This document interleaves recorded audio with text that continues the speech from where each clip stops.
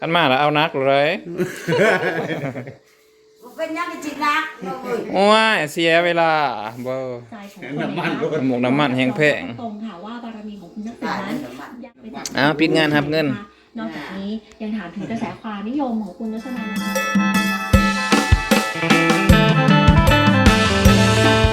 ไปนี้เนาะมาขอกับ2จานสีครับผมเนาะอากาศนี่ก็เป็นอาชีพเสริมของจานสีเนาะหลังจากที่ว่าเดือดการมากแล้วก็เป็นได้มาเบิ่งโดยไปปรับสัญญาณจานเทียบมื้อนี้ก็ใกล้ๆนี่คือว่ามาบ้านน้ำหม่องเนาะหาเบิ่งสภาพทางเนาะพี่น้องก็บ่แนะนำเนาะสำหรับขี่รถนำถ่ายวิดีโอไปนำก็บ่แนะนำแต่ว่าสำหรับจานสีนี่ก็เป็นขี่ภาษาคือว่าระยะทางนี่ก็สิประมาณอยู่4-5 กิโลเมตรไปบ้านหน้าหม่องเมืองนครเพ่งแขวงสารวัตรเนาะเสด็จขามมวยขามมุกเนี่ยแหละนี่มวยขามหม่อง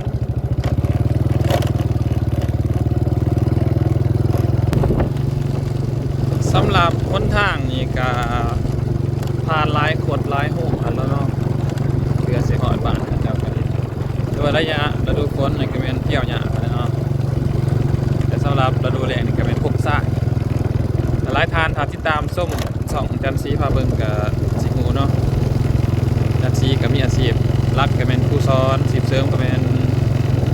สร้างปรับจานดาวเทียมเนาะจะไปนอกสถานที่เด้กันในสถานที่เด้สำหรับคนทางนี่ก็บ่ใช่ย่อยเนาะผ่านพวกทรายผ่านห้วยผ่านทงหน้านี่จักหน้อยก็แม่นฮอดพระลานหินซะสิว่าเนาะ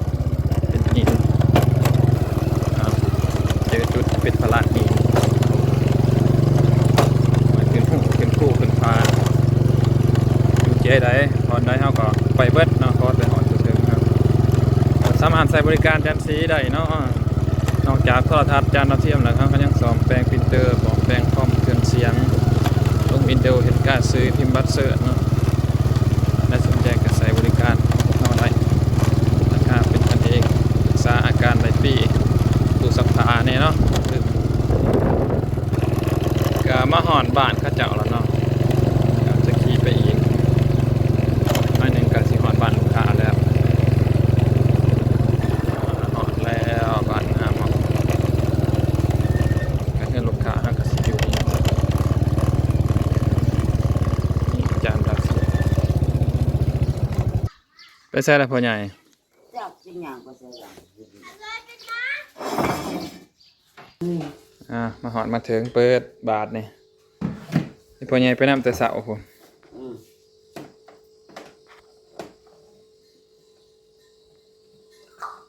มาเบิ่งอาการน้ำกันเนาะ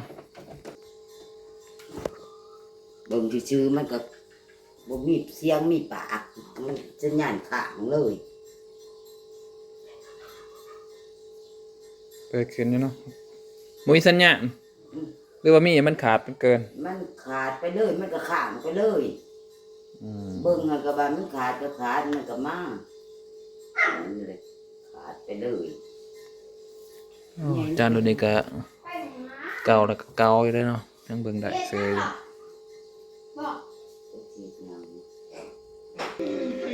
โอ้นี่เนาะอาการเนาะ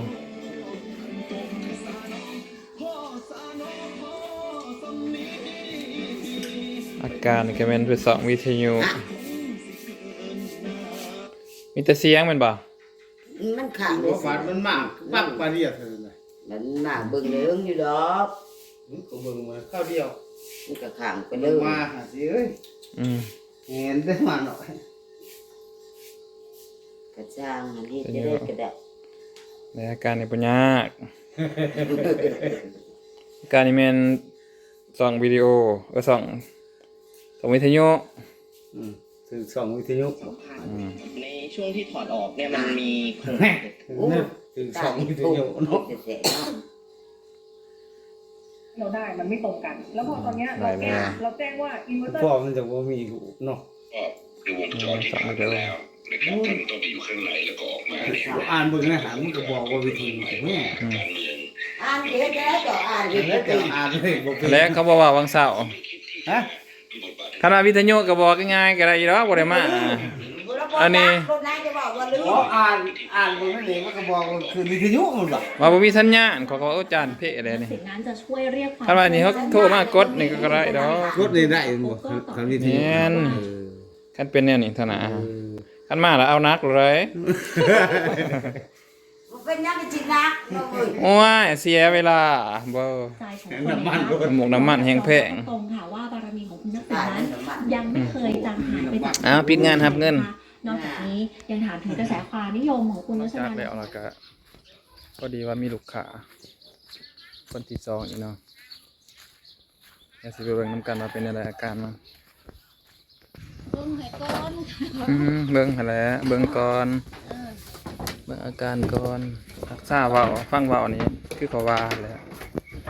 อาการกันของเราสองวิทยุ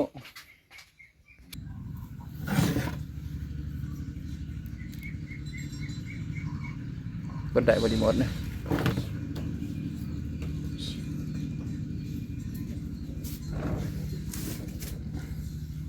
แม่นแล้วเนี่ย